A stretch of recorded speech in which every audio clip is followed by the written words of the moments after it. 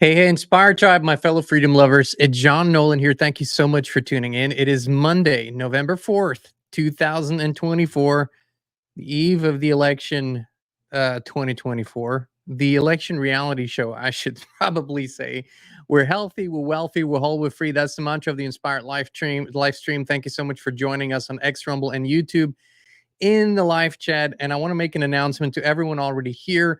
We're going to do a two-part show today. The first part is going to be showing the evidence that we are living in an artificial world. And the second part is going to be an open Q&A where you can ask any question you might have in the live chat, and we will do our best to answer as many as possible. So for the concept, the frame, for the framework of today's show, we won't talk about the simulation as in this entire world like we have been and like we will be, by the way.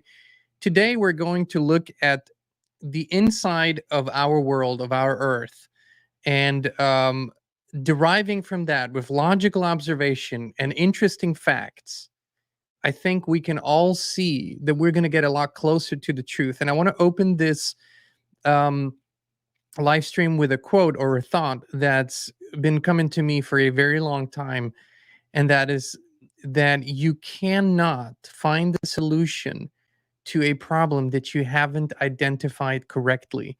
And I think it's become one of the greatest problems in and of itself, or even sicknesses in our world, that people are very addicted to finding the solution very quick because they want to transcend the discomfort that they feel.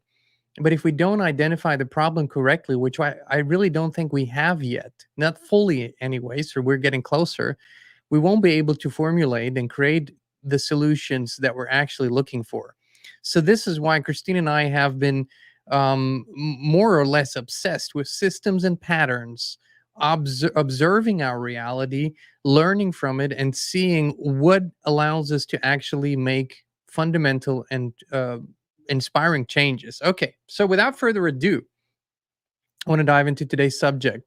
There is ample evidence that we live in an artificial world, okay? And I want to start with a story.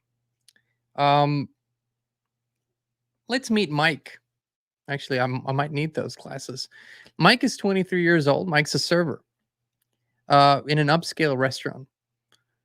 Mike wakes up to the alarm on his phone at 9 a.m. every day. He gets up in a room that is filled with electronic devices, including a smart TV, Bluetooth, speakers, chargers, a fridge, lamps, and other smaller devices.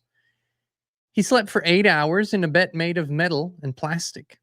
The bedding is a mix of polyester and microfiber. I'm going to take this off for a moment here.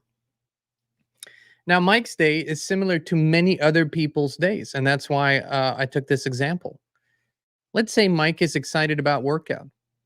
You know, he might get up in the morning and start by mixing a drink, mixing a protein shake, or mixing some sort of other enhancing drink with a lot of artificial ingredients in an artificial bottle.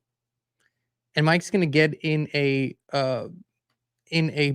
piece of metal and plastic with an engine with rubber tires that is entirely artificially constructed.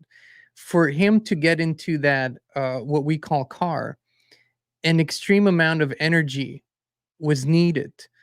The earth was mined. Chemical processes were initiated. Entire factories were created to make that happen. All those products had to be shipped from all over the world with artificial ships.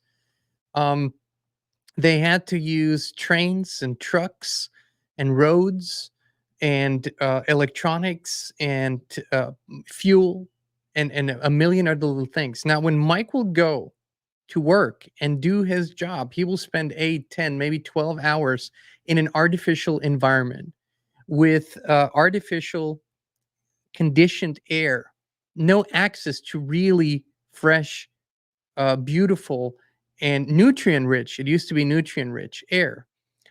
Mike will serve people who will consume food that maybe to a large degree isn't really natural, that has been either processed, has been grown with artificial fertilizers and vaccines and artificial foods and even colors and dye in it.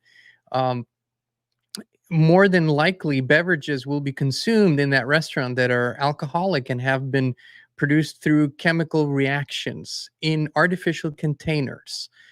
People will be wearing clothes that have been produced in other places in the world from materials that, once again, were taken from the earth in a matter that harms the earth. By the way, that harms nature. They had to be transported into a factory. Those materials then again had to be treated with chemicals, and a lot of people were involved in that chain. And then that had to be shipped all across the world in order to be sold in artificial stores. By the time that Mike will leave his shift, it will be dark and he will not have spent any time in nature. He will not have been close to anything that resembles a plant, a real tree, maybe blades of grass, dirt, water, waterfalls. He will not have communicated with the natural environment in any way, shape, or form, nor will he have observed it, will have looked at the sun, talked to the birds, or anything of that nature. He will actually walk across the artificial pavement on the parking lot to go into, sit in his artificial car, look at his smartphone, to look at a reality that is not a reality, that is scrolled on his screen and resembles something that maybe at some point resembled reality. Then he will drive home. On the way, he will go through a drive-through of a junk food, fast food restaurant where he will pick up food that has just enough caloric energy to keep his body going, but enough toxicity to keep him aging much faster and make his body decompose much faster than it was actually designed to do, if it was designed to do that at all. And then he will come home and be surrounded by a lot of artificial devices.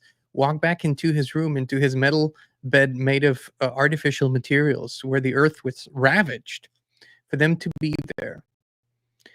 And at some point, he will fall asleep very tired. There's a million other little things that he will do that do not fulfill any basic needs of what it means to be a human. He will not have consumed any clean water, real food, uh, real air, and his interactions will be mostly transactional through the day with other people who are in an artificial cycle, doing things to sustain themselves and to keep a reality going that they falsely believe to be real. Now, this is a not a cynical observation. This is a truthful observation. This is what we're looking at on a daily basis. This is what large parts of the world live like. Now, in the Western world, Europe, America, Westernized world, Australia, New Zealand, lots of Asian countries, African, a significant amount of the world, a significant amount, spends 95 to maybe 99 or 100% of their time in a completely artificial environment. We don't think about this any longer.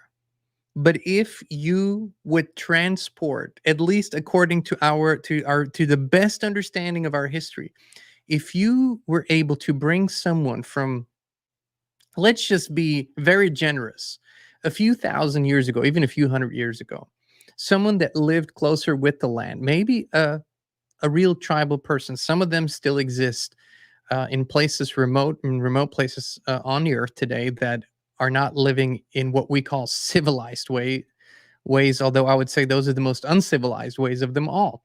If you were to bring them into our world and they would have to live in our world for a week, they would surely die. They would surely die because it is impossible. So we don't have to necessarily go as far as talking about the matrix, the simulation, although we should, but we don't have to understand the fundamental concept of an artificial world that we live in. And we are fighting wars, and we are creating campaigns of falsehoods and lies and deceptions and spending billions and trillions of dollars to keep this artificial reality going that is literally killing us in the process. We're killing ourselves by living the way that we do. None of it is necessary. None of it is real. It is a artificial world within an artificial world. And I want to look a little bit deeper into this concept because here's the thing. When you start thinking about something in deep enough ways, and when you start observing it and analyzing it and using your logic, not your ideology, not your belief system, not your religion, not anything like that, but just your clear observational skills, and you give yourself permission to see things for what they are, not what you want them to be, then pictures and images and clarity begins to emerge. And what usually begins to happen is either you are connected with the thought patterns of others who have done similar things, or you are connected with people who question reality in the same way you do, or you're studying people who came before you and you notice that there have always been people who have seen right through the entire bullshit. So let me show you something here. I want to talk about the simulacrum. And you might have heard this term. But maybe in the context of our show today, let's revisit this. The term simulacrum refers to an imitation or representation of something that has lost its original meaning or essence. And I want to for a moment here linger on this thought. What I was describing to you earlier is a typical day in the typical life of a typical person in our world.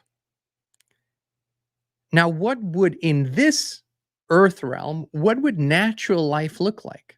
Well, our basic needs are food, air, water, shelter to a certain degree. It doesn't have to be a fancy house. Shelter, because sometimes the atmospheric conditions are not suitable for us to be out in the open. And clothing, we are, to my knowledge, the only species who has either lost or never had the ability to use only its naturally given skin to stay warm or cold enough. I mean, I might be wrong on that, but I've studied this for quite some time, and I don't know of another species that needs to put artificial clothing on. Now, maybe it is because of our lifestyle. I would say to a large degree that's probably true, but these are the basic fundamental needs. We also have social needs. So, it's been often said that a baby that is given food and water and air and shelter and clothing most likely will still not survive if it is not given a certain amount of care, maybe even something like affection or love. Love has been known to be a fundamental need. We have fundamental social needs. However, even when those fundamental social needs through large periods of our lives are not met, we can still survive. So, our fundamental needs, once again, water, food, shelter, clothing, and some sort of affection, I would say, yes. All the other stuff is important to us, like some sort of fulfillment, meaning, purpose, yes. But I would say that for pure survival, not necessary. Okay. None of our lives are, or most of people's lives, not none, most of people's lives are not concerned with real basic needs whatsoever. Because even though people say, yes, I'm going to a job and I'm doing a job to make money to buy food, the truth is most of them are not buying food. They're buying mainly empty calories that are toxic. So we would have to find a new term for that. Food is something that would grow in nature unhindered, unharmed, unpoisoned, that can be grown in a cultivated way, maybe in a permaculture way, for example, but still, no artificial fertilizers, no pesticides, no artificial environment. It's within the construct of nature. None of that is what most of our lives are about. There are people who live closer to that and people who live more in accordance with that, but mainly not. Most people live literally in the simulacrum. The simulacrum is a concept discussed particularly by French philosopher Jean Baudrillard, who explored the nature of reality and simulation. The simulacrum is a representation or imitation that eventually becomes more significant or real than the original it imitates. Now, we have to really think this through. It becomes more real than the original it imitates. In modern life, this is seen in media, technology, and culture, where the line between reality and its representations becomes increasingly blurred, leading to a state of hyperreality where simulations are accepted as reality itself. We're going to get into what that actually means. The term, I think, here we go. The imitation of reality. A simulacrum is a copy or image that represents something but is not an exact or true depiction of the original. Over time, it may become so detached from the original that it takes on its own reality or meaning. Hyperreality. Baudrillard famously argued that in contemporary society, simulacra can create a state of hyperreality where distinctions between reality and representations blur. In hyperreality, people interact more with simulations of reality than reality itself, making the simulation seem more real than the original. What is a prime example? And we're going to get into that here a little deeper in a moment. But what's a prime example of people interacting with a simulated reality more than the reality itself? Social media. Social media. And social media is not reality. We all know it is, for the most part, a false representation. To a large degree, especially since the advent of AI in our sphere where we have access to it, it's become a field where influencers and people who are visibly there might not even be real. The images of them that you see are simulated or created by an AI. The content is created by an AI, and the lifestyle that it represents is created by an AI. Yet real people are interacting with it in their social media streams, And not even that, they're trying to emulate that life that isn't real to begin with. Let's move forward here. The loss of original reference. When a simulacrum becomes pervasive, it can replace or obscure the original reality it represents. For example, media representations, advertisements, and social constructs can become so dominant that they define reality itself, even if detached from what they were originally based on. Let's look at some examples here. Media and culture. News, movies, and social media can often present events or concepts that are stylized or dramatized to the point where they no longer reflect reality accurately, but become the accepted version. And listen, I'll give you an example. We made the grave mistake of going to the movies to watch the Elvis movie that came out last year or earlier this year. I forget. um, it was a horrible movie, probably one of the worst movies I've ever seen, except for the depiction of Elvis. The young actor was actually really, really, really talented. I mean, that in and of itself was a worthy performance. The movie was perverse. The movie actually changed the music. The movie was a musical and sort of almost fairy tale like mishmash of reality and fake AI images into it, and it changed the music. It was a perversion of real events. Real events had been changed. The music had been changed, which the guy, for all intents and purposes, was really known for and still is. And so that was a perfect example of how media, culture, movies change reality. But here's the thing. I know this.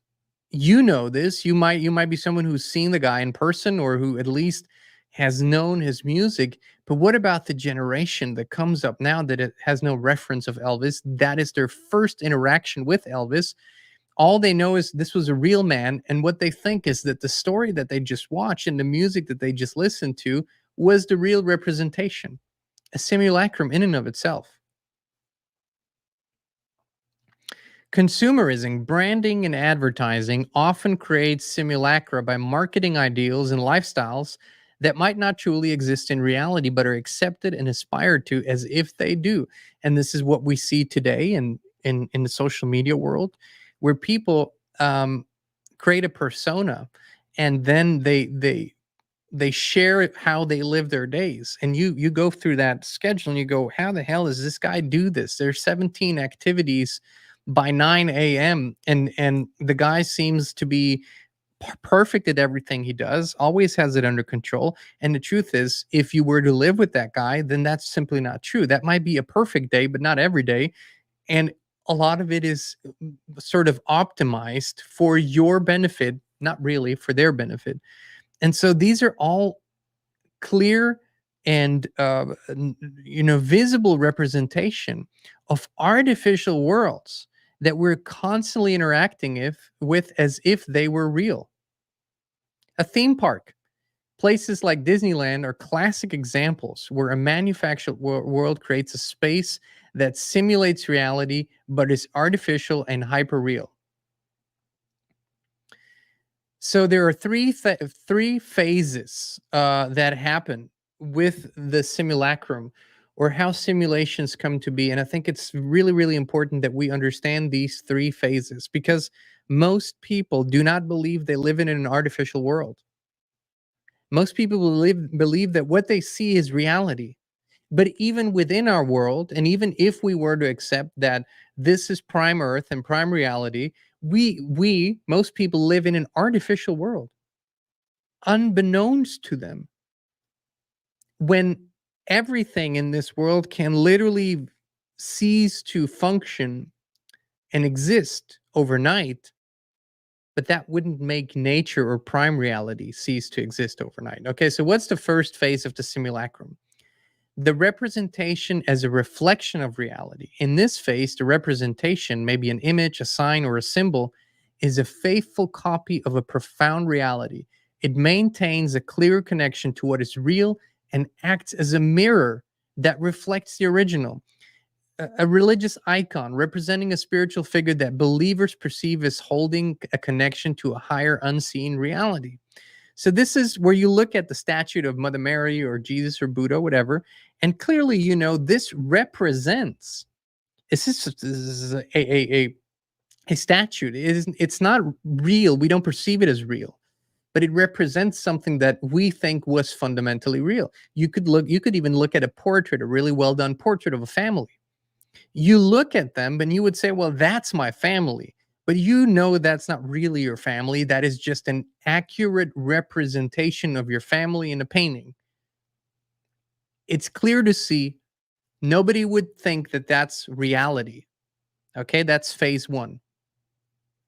The second phase, masking and perversion of reality. Here, the representation becomes a distorted version of reality. While it may still relate to reality, it masks or perverts what the original truly is. An example, propaganda or advertisements that present an idealized or altered version of a product or concept, influencing perceptions but not representing the truth directly. What could be another way of looking at this?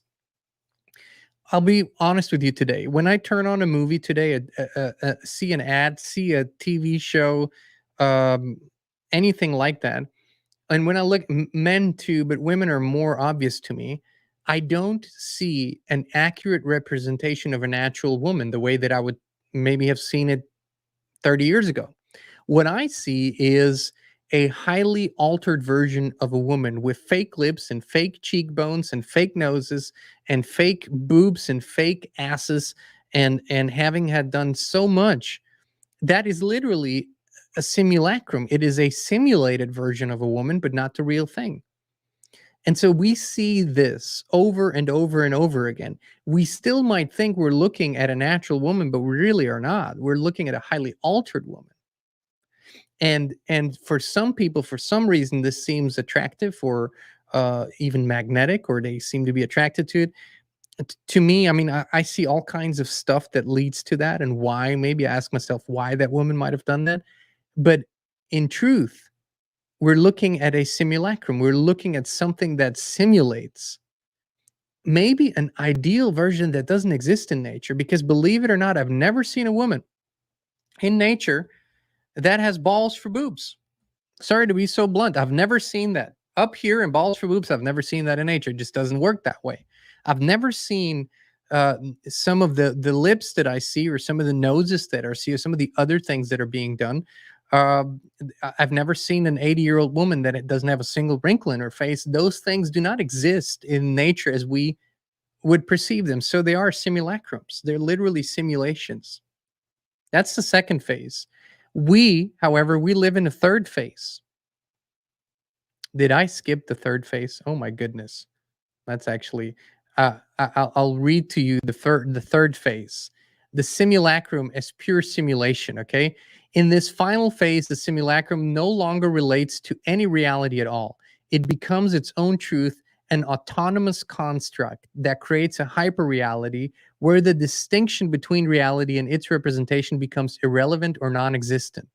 An example, virtual worlds of social media persons that exist independently of any real life counterpart and become accepted as reality by those who engage with them. So this is what we're seeing. Can't believe I skipped the most important part here. That is what we're really seeing, and what young people mainly interact with, communicate with through their devices, through their video games. Most of it, they're looking at something and they don't know what it represents anymore. They see it, but they don't know what it represents any longer, because they have never actually interacted with the original, or seen the original, or even thought about the original. And hence, for them, that is baseline reality. What they see on the screen, what it represents, is baseline reality. That is their pure acceptance of it. We are a dying breed, those who, at least within this construct, are still looking at nature, natural people, natural events. Remember books with pages, and even those are simulacra, by the way. But we are in a phase where all evidence of reality as we used to perceive it, is vanishing at a rapid pace. And that's why I said many, many times over these last months and years, the metaverse, this simulated universe in the digital space, is almost ready. I mean, probably ready behind the scenes, but almost ready to launch on a large scale. And what is going to happen? I'll give you a real life example of what we're observing right now. Home ownership. So the illusion of owning a home, we all, everybody pays property taxes. So nobody really, I mean, 99.9% of people pay property taxes. So they don't really own. But right now, what's been going on for the last years is that people are priced out of owning a home, be that through insurance cost, or be that by entire neighborhoods being outright bought up in cash, where companies that are owned by BlackRock or Vanguard, one of the big funds, are moving in and buying homes cash outright and not putting them back on the market, not to make a profit. They're buying them because they don't want people to own anything. They'll rent it to them forever. You'll own nothing and you'll be happy. So what is happening is that an entire generation that's coming up is losing even the concept of owning their own home, a concept that we used to perceive as reality. But what is going to be what they're going to get in order for them to not rebel is they're going to be able to buy property, to buy real estate in the metaverse. I'm not kidding you. You'll be able to buy real estate in something that doesn't exist in reality, that is a simulated construct. But there you will be able to buy office space and buy real estate and own land and own own a virtual house, and people will do that. Young folks will do that because that will be their first real interaction with ownership. And so we're seeing how this is, sort of brought ad absurdum here. It is becoming so absurd, so visible. And the reason why we need to talk about it is because we still haven't identified the problem correctly. We're fighting a million battles. We're coming up with a million solutions that does not address the root issue. And the root issue is, what is this reality actually that we're living in? And we can only reverse engineer that by observing it from a higher standpoint, by taking the 40,000-foot view. That's how we do it. Let me finish this out here, and then we go to the Q&A. The concept of the simulacrum challenges our understanding of truth, authenticity, and the nature of human experience. It suggests that people may live in an environment dominated by facades, interacting with representations rather than engaging with anything authentically real. Okay, so this is the simulacrum. There is so much more to say, and I would actually encourage you to look into it a little deeper, to study, because people have really observed this. Everything that we look around you, you might be sitting in a room, you might be sitting in a car. Look around you. Try to find something around you that is natural and at least came from a natural environment. And that is still taking into account that the very nature still not might be the real thing. That's what we're going to go into deeper, unless, of course, tomorrow will unravel and unfold in chaotic ways. And we're going to talk about that, of course, the election and what's happening in the United States and maybe even abroad. But our broader focus over the next time will be um, the nature of reality. It is really time to go deeper into that. So with that being said, we're now opening the live chat for an open Q&A, whether it's questions about this here or anything else you might have. Feel free to ask, and I'll do my best to answer as many as possible. Okay, where do I start? I guess I'll start at the beginning. Okay. Glasses on. Who ate my hat? It wasn't me, my friend. Inspired. I'm more inclined to believe we're living in a simulation. If this is the case and we're sovereign, why do some choose to experience suffering? Is it because they're NPCs? So I'll give you my current best observation of this, and what seems to be both logical and resonates with my spirit. Okay, so that's the best I can do. From as far as I can remember, and as countless near-death experiences have experiencers have reported, there is a life program for most people. When I say most people, is everyone who's gone through the cycle of reincarnation, right? I'm not talking necessarily about people who have exited or who have come into this simulation from outside of it, but who've stayed in the cycle. There is a life program that is built, and those people are building it usually with what they perceive to be elders or wise guides based on their previous lifetime and the karma that they have accumulated. They will build a life program that, according to the official version, allows them to work off their karma, have greater experiences, and mature. A great part of that seems to be suffering. So the program seems to be sort of aimed at creating a lot of situations that would make people suffer more. And through that suffering, they're supposed to grow. Now, I would say that almost everybody would live a life of more suffering than joy if they simply followed that program. However, what is the awakening that so many are talking about? In my perception, it is the connection with higher consciousness. Now, higher consciousness is not bound to that program. Higher consciousness is free in its expressions and can co-create or create according to its own free will.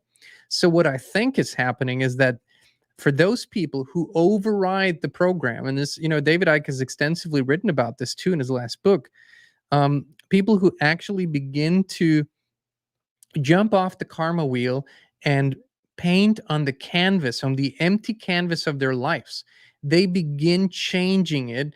And of course, if they feel like they're in control, or at least they're co-creating, they wouldn't choose suffering any longer. Why would you consciously choose suffering if you can choose creativity, inspiration, joy, truth, all those things? So I think this is what's happening.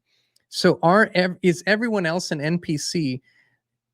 If we talk about it in a non-derogatory way, then yes, because as long as somebody lives a programmed life according to the program and doesn't ever look beyond it, they could be considered more or less a non-player character. But I don't mean it in a derogatory way.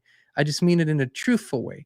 When people step out of it and start questioning it deeper, that's when they begin creating in their lives, and it really sets them apart from everybody else. I hope that kind of answers that. Oh, somebody's concerned that you just drink out of a plastic bottle. Please. Thank you for your concern. It's a glass bottle. Next question. Yes, hold on. He asked this question in many different ways. Dub J, hello, friend. Long time no see. At least, where do you think we're from? Who created us? If this is a simulation, then for what purpose? These are all excellent questions. First off, I don't think that everybody who looks human in this realm represents the same race, if we want to use that word. That's the first thing. So just because somebody looks like us, generally speaking, doesn't make them us. If we want to take it to the highest concept, like I said in answering the first question, we are consciousness. We originate from pure consciousness. I don't see how it could be any other way. Everything ultimately does, but would you perceive your computer as part of that consciousness? Or is your computer a creation of consciousness, whether that's inverted, perverted, or natural higher consciousness? So, I'd like to break it down to the level where we live in, and who created us. Like I said, if we're not talking about consciousness, which is not form, not matter, but if we're talking about these avatars that we perceive to be matter, I don't believe this human body was divinely created. Um, I used to, but I think this avatar is actually a heavily manipulated version of something that resembles the divinely created human, maybe in prime Earth. But this is a denser, slower, limited version. And clearly, over time, our software and our hardware were changed. Our DNA was changed. There were inexplicable, fast changes that happened seemingly in an instant that allowed us to be different, think different, do different things that simply do not align with anything else we observe in creation. Um, what could be the purpose of a simulation? We're going to go deeper into that. First off, I think there are many, many more, not just one. And I think that simulations exist for different purposes. Some might be benevolent and actually good because they might explore a concept. And such simulations might not work with deception. They work totally open. And you might be able to enter them at will, knowingly that you're entering a simulation. This one, however, is not that. This one is based on deception. There's this veil of forgetfulness that makes no sense other than uh, you having to forget something that you would, where you otherwise couldn't live life the way you do. You have to forget that this is a simulation. You have to forget that this is ultimately something unreal. So the purpose could be very well, I mean, this is at least what many others have said that came before us, that divine sparks, uh, true representations of consciousness, are hoodwinked into giving their energy to a false reality. Why would that be the case? Well, it could be that a form of consciousness that has distanced itself far enough from the original is trying to challenge the original. It's not unusual that the rebellious son wants to challenge the father's creations and say, I'll do it better than you. I'll show you. I'll use everything you've done against you to show you I can be better than you. That's not uncommon. We know this in our world. Why wouldn't this be one of the problems that consciousness is experiencing on a higher level? So it would seem that we're trapped here. Why would I say that? Because certain topics are almost forbidden to discuss. And when they're discussed, they're being ridiculed. And mainstream media won't touch them. Mainstream science won't touch them. Mainstream religion won't touch them. Mainstream anything won't touch them. And this concept that we're divine sparks and trapped in a false reality, this concept is not really one that's talked about in significant ways in the mainstream at all. Ross Sebastian, where in the United States can we have the most freedom? Well, here's the best answer I can give you. Inside of you. You can always have the most freedom inside of you. But we naturally, everybody wants to create the best life for themselves, be the best possible version of you, do what you can with what you have where you are. And as far as we can help it, we're going to be in a place like where we are, where, for example, we're in Tennessee, that might be a lot more free, a lot more free than other places in the US. Generally speaking, I would stay away from cities. Is everything okay? Yeah. I would stay away from cities, um, any big city for that matter, because they have tightened their control grid over the last year so in such big ways that they can lock down at any time and have everything in place. City people, especially those who have lived in cities for a long time or even grown up in cities, are tend to be neurotic more, tend to be have more psychological issues. That's a stat. That's not something I'm making up. That's statistics. And tend to panic easier than people who live in more rural conditions and might be used to hardship in other ways. So I would say the further away you are from a city, the freer you will feel because folks might not care as much what you do, and as long as you don't harm anyone.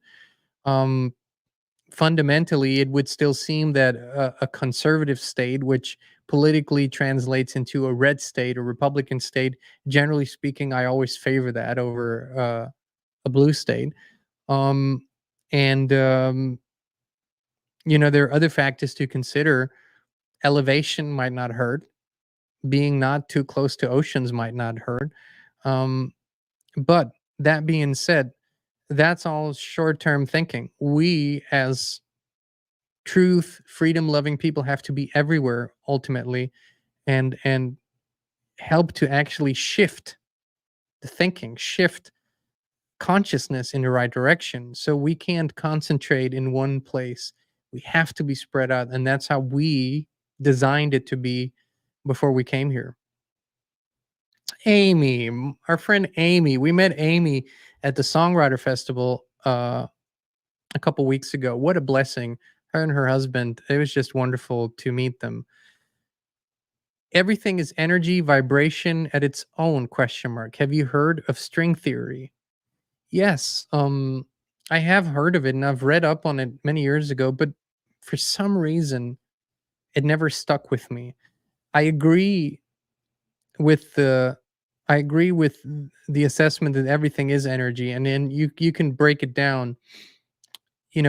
Take a microscope and take the most powerful microscope and you can find, and whatever you put underneath it, ultimately, if you amplify it long enough, you will see that nothing is really solid, and you go deeper, and again it dissipates, and there's more space and more space. Eventually, you find a lot of space and maybe a tiny fraction of what we might consider matter.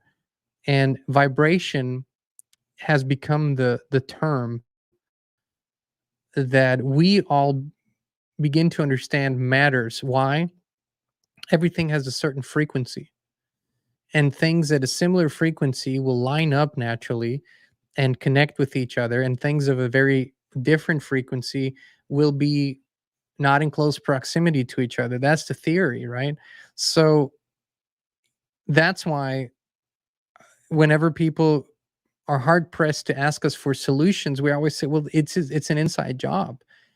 The biggest, most important thing that we can do is raise our consciousness, which means to raise our vibration, which means to raise the energy, which in turn means that we're experiencing completely different things, and creating a different life, and ultimately probably able to see a different reality. That's as far as I can take it. But string theory in and of itself never stuck with me. It's probably my problem. Jan Shefran, dear Jean, what's your opinion about electric cars? We just talked about it this morning. Uh, yeah, I'll I'll say it this way. The fact that we're still using explosion as as one of the main means to create energy for whatever we need, engines, combustion engines, is sort of ludicrous. And we consider explosions to be something destructive in every other sense. Only when it comes to engines and energy creation or energy manipulation, in that matter, we seem it to be beneficial. But the way that electric cars function, the amount of energy that they use, again, combustion and explosion energy to be created, the amount of materials that have to be mined, how that's being mined, who's doing the mining, who's doing the amount of pollution that it creates, the suffering, the death, the conditions. We just saw that in order for electric cars to be created at the current rate, they're going to use a lot more lithium for that. We just saw what happened in North Carolina and other places that have huge lithium concentrations, how much destruction and havoc. So, uh, as far when if I can help it, I'm not going to drive an electric car. By the way, electric cars um, are much more prone to be fully controlled. Especially older cars with combustion engines will still give you a certain level of autonomy if you can get fuel. So I think technologically speaking, we're still dealing with two forms that are probably infants compared to what we actually could do. but are not doing because everything else, and this is probably why we don't see anti-gravity technologies openly and other stuff, is everything else would reveal to us that our access to free energy is easy, and that would be game over for any power structure. So that's why we see it the way we see it, and I'm not a fan of electric cars. That is Debbie, right? Yes. Hey, Debbie, my friend. I'm still not clear yet on how to make sure I do not come back to this or next level simulation. Maybe I missed some info earlier as I was late today. How do we not come back here? And Linda is asking kind of the same question. She's asking, how can we help ourselves to jump off the karma wheel? So I know many of you have been asking this question on locals here, and I thought about this for a long time. Christina and I discussed this a lot. And here's a fundamental principle that might help us all look at it differently. When most people live their lives and have been living their lives in the way that they were told is right. So what they do is they sort of live the 9 to 5, they get a job, they get an education, then they get a job. Uh, and then they fill out the forms and they pay their taxes and they do what they're told to do, always thinking of, when I retire I will have my golden years, I will have joy and happiness and freedom and whatnot, but for now I have to slay and I have to suffer and I have to do this, whatever needs to be done. So they do this for 30, 40, 50 years. By the time retirement comes around, they don't know what joy is any longer. They don't even know the concept of freedom. So even if they wanted to, they've never practiced it. They've never really allowed themselves to be free and joyous and happy. And so they have to fill their days with something, and they're usually grumpy and get sick really quick. And the reason why I'm sharing this is it's sort of the same with what will be needed to separate or discern truth from deception. You need to be connected to spirit, to higher consciousness. And you can't say, I'm going to do this once I die. Why not start now? If you start living your life by following your intuitive leads, by accessing higher consciousness, by practicing that, by practicing the meditative states and actually feeling it, bringing this into your life, you're literally importing truth into your avatar. So if you do that, and if you practice that, your being will be infused with the energy of truth, of authenticity. And what could possibly get in the way of you then knowing the real thing from the false thing, knowing the real light from the false light, or knowing prime from artificial reality? Because if you practice this now and become this now, how could it get away from you when you transition? As a matter of fact, I believe it will change how you transition. It'll be peaceful, it'll be loving, it'll be a beautiful experience, and you won't even for a moment doubt that you're not coming back into the cycle. But for that, the best recipe is to live a truthful, authentic, and intuitive life. That's all I can say. Hidden at plain sight. When we live in this construct created by an AI program, is it possible to escape from it during our existence, or can only do so by dying in this creation? What do you think? So, if you are familiar with the Paramahansa Yogananda, who was a yogi who came to America in the 30s, maybe 20s.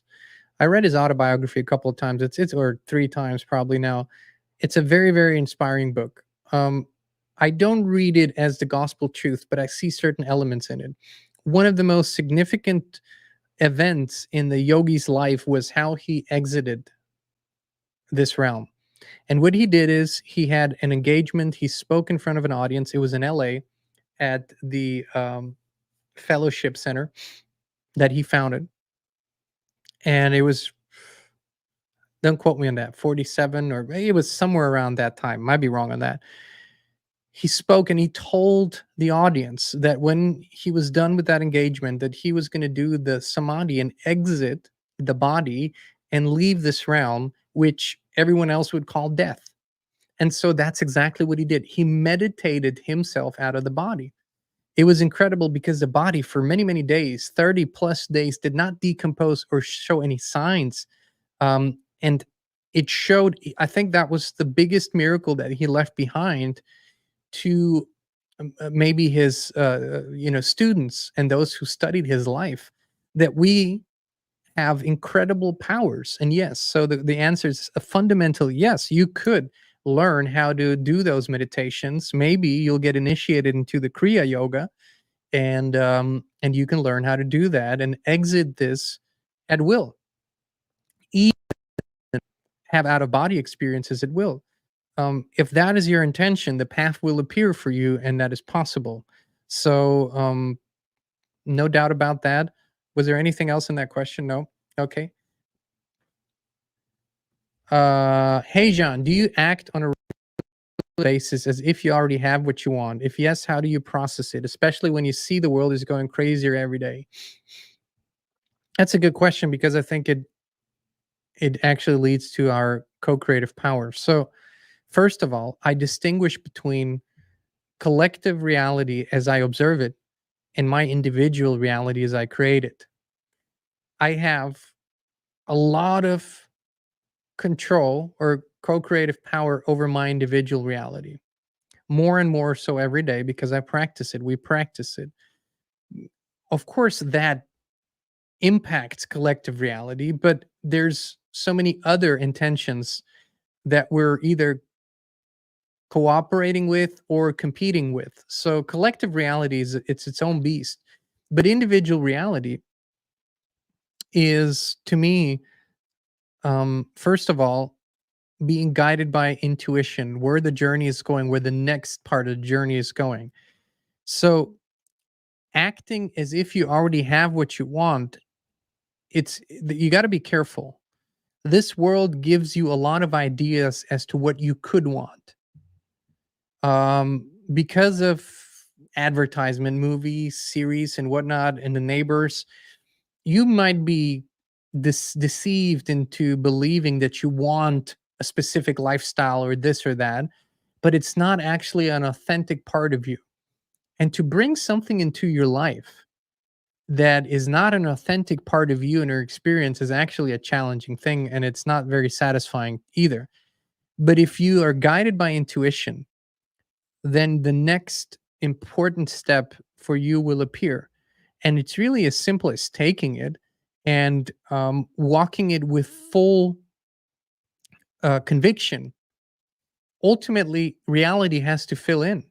If you know something to be true, if you can feel it in your heart, if you have the vision and if you have the feelings for it, and you start moving your avatar, your body in that direction, you start doing things, taking inspired actions, reality has to fill in.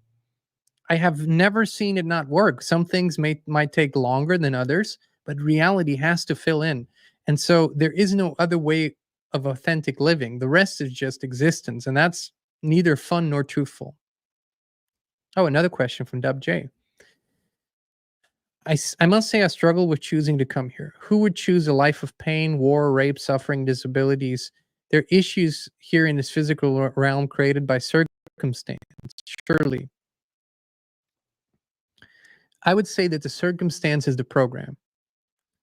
So there is a life program, and that might include suffering, war, rape, all that. But then you couldn't ask this question if you weren't a creator being of higher consciousness. And so I'll quickly share, because I've shared this before, but I'll share this in the context of this question. Experiences that Christine and I both have had, but I won't speak for her, I'll speak for myself. For a significant time earlier in my life, I felt like what I wanted to experience in life and what I was experiencing in life were two completely different things.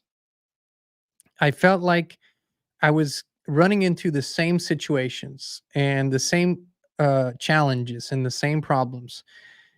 In my heart, I wanted to create a life as if I was looking at an empty canvas, and I wanted to paint on that canvas whatever I wanted. I didn't want to be bound by some invisible obligations that were, like karma. I couldn't maybe word it that way, but I felt like I was running into the same shit and I had no power over it. So eventually, and that's to a large degree because my wonderful wife is a healer, I was led to the journey of healing, inner healing, trauma healing, which is literally one of the most important things in this world today. By healing these wounds that I really couldn't see, that were sort of dictating my behaviors, I started to feel more and more and more freedom. And I would go as far as to say that the life program and trauma go hand in hand. So when I healed those traumas, and healing is an ongoing journey, but the big chunks of it, anyways, it started to feel like I was able to paint on the canvas of life. And I was able, again, I'm speaking for myself, although I know Christine had a similar experience, to start creating a life that reflected what I actually wanted on a deeper level. The meaning, the purpose, the joy, the fun, the material experiences. And I didn't feel like I was bound by the karma any longer. And I literally consciously decided to jump off the karma wheel. And so then life presents itself in a completely new way. And you are the painter of the canvas of life. And that changed everything in my perception. And I hope this sort of helps with your question here. And thank you, Debbie, for your contribution. Almost Heaven TV. Can we do a group meditation for peace on Tuesday? The MSM has been pushing the martial law, mass destruction idea for months now. There's a reason why we are not doing open mass meditations, and it's not because we don't know the power of it.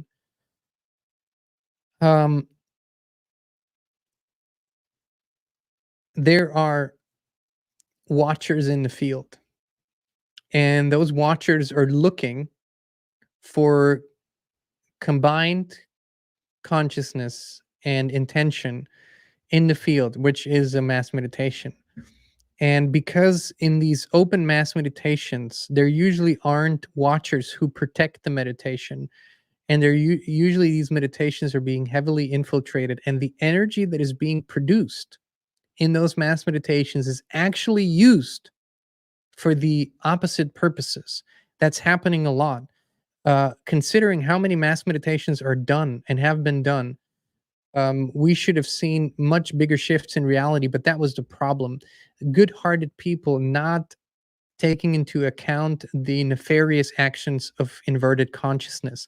So that's a long way of saying we only do group meditations in a setting where we have our own watchers that are protecting the field. We create a special field for that, and we're not doing it openly, which means that only people who join that group consciously can be a part of it. This is what we have found has tremendous impact. So we're not going to host an open group meditation. Yeah, only on locals and only under certain conditions. But we have done incredibly powerful group meditations with, for example, at our retreats that have had significant impacts. So if you have a trusted group of people, by all means, please get together, share the intention, and help create the shift. We will, we will do this certainly, but we won't do it in an open group meditation. Yeah. To answer a little quicker, there's so many questions still left. Well, I'd rather answer 2 questions properly than 10 questions half-assed. Ellen K. We can do this for a little longer. It's fine. Ellen K. Hello, Jean. What do you think intuition truly is? Inner soul compass or part of the programming? Neither.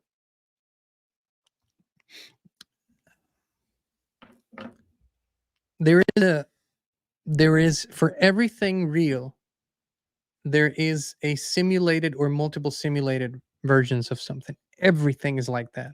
This is a copy. We're living in a copy of something real. That copy has simulations for the real thing. So, for example, synchronicity, or a lot of the synchronistic events that people think is, oh my God, if this is so eerie. I've seen this here and I've thought of this. And now it shows up on my screen. A lot of these things is actually AI messing with you, making you believe you're having an intuition or a synchronistic experience. The only real thing comes from higher consciousness. What is that? It seems like such an weird concept.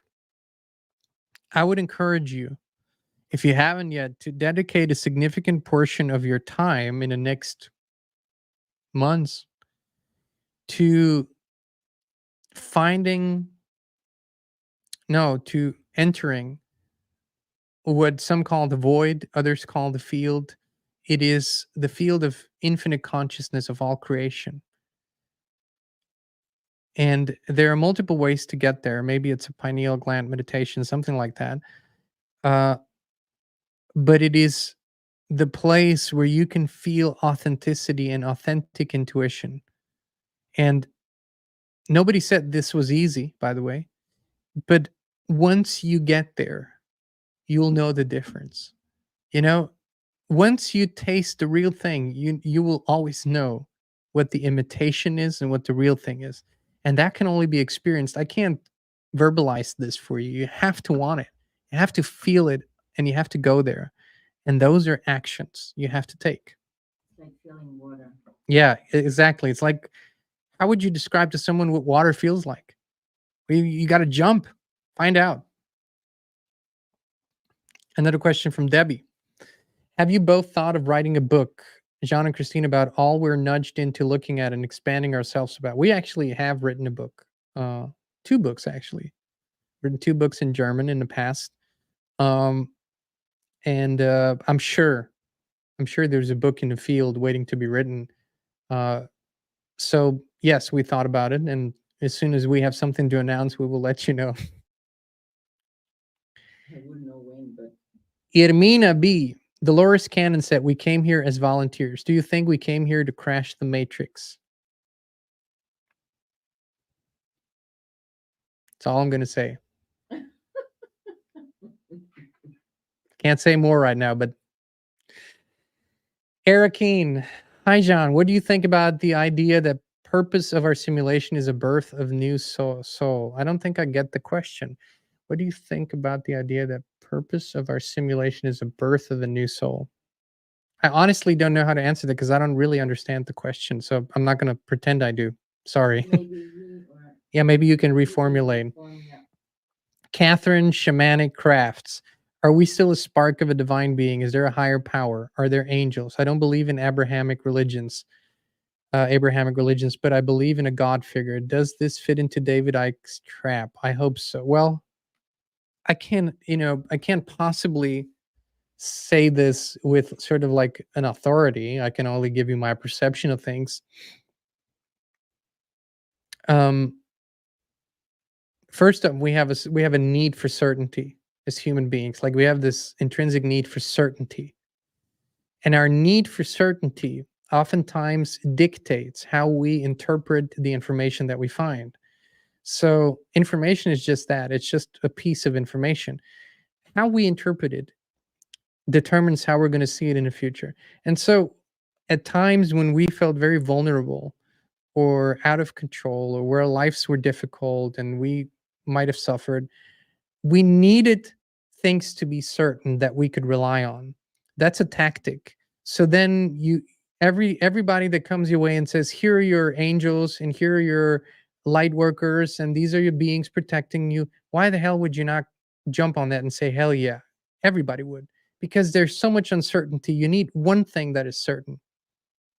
And so they fulfill a significant role. However, when those times of uncertainty are over and you feel settled in your being and balanced and harmonious, you can look at the information again and wonder and ask, was this the truth or my interpretation of it? And so when angels appear or light beings appear, um, I look at them now with sort of a curiosity. Who are you? Where are you from? What are your intentions? Why are you here? What do you want? I don't have this. Oh my God, thanks so much. I don't have this, but I used to it at some point. Sure. So Yes, in my perception, absolutely, there is a prime creator being, a prime creator consciousness. Not a man, not a woman, not a white beard, not any of that. But it is an energy, an incredible energy. Um, we work with that energy when we choose to, and in working with it, we can create all kinds of forms and beings that help us if we choose to. But whether I received an interesting answer, and we're going to go into that in the next days. Do religions exist outside of the simulation? No, they don't. Does consciousness? Yes, mainly outside of the simulation.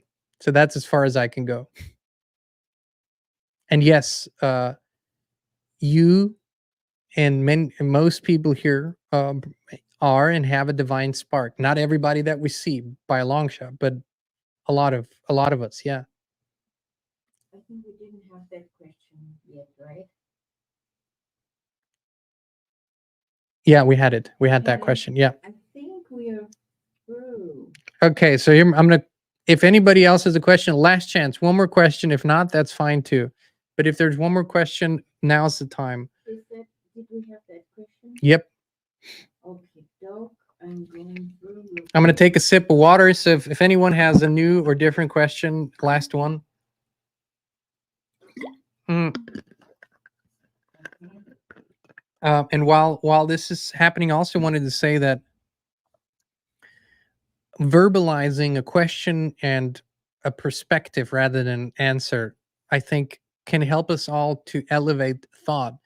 I'm not claiming that I know it all because I know very, very little. And I'm not claiming that I have the truth. What I can claim is that I'm seeking it. So I just wanted you to know, take everything with sort of curiosity, but not, oh, John said this must be true. I'm doing my very best, but please do your own contemplation, walk with it, feel your way through these things, and just see what you find. I mean, that's the best we can do together. Okay. Somebody is asking about your favorite color. What are you saying? OC social synergy. What truth? Oh, I'll answer that later. What truth is in all the laws and orders that Derek Johnson has been showing and talking about? Frankly, I don't know. Um,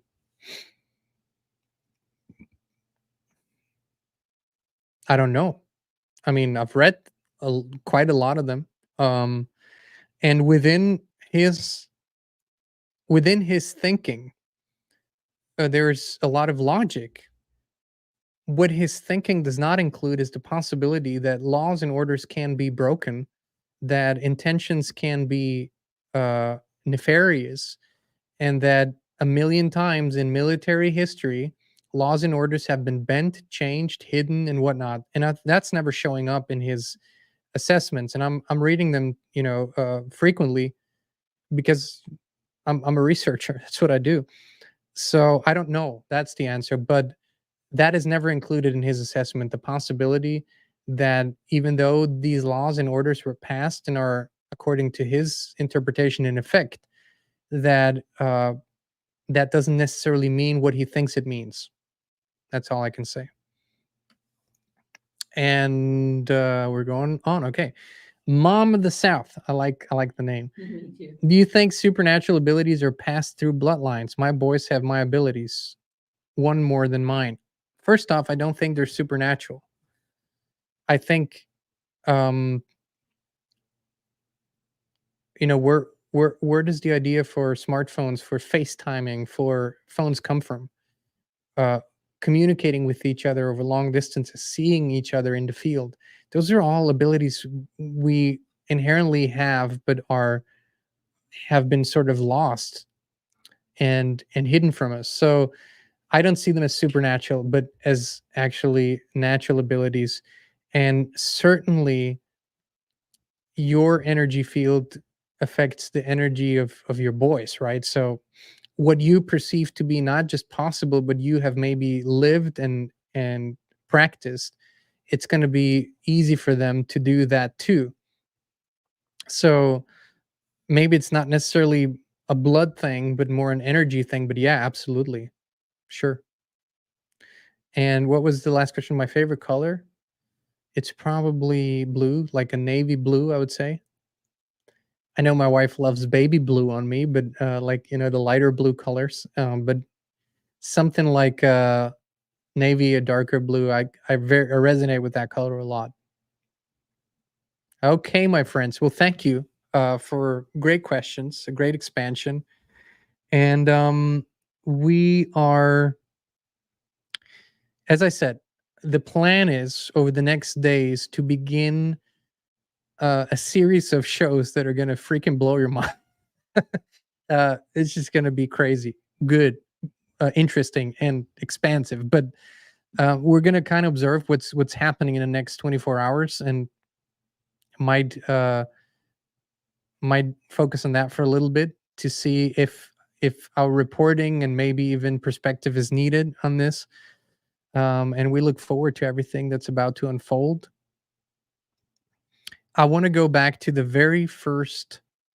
um, very first slide we showed in today's intro. I'm going to put this up here and read it to you. Okay.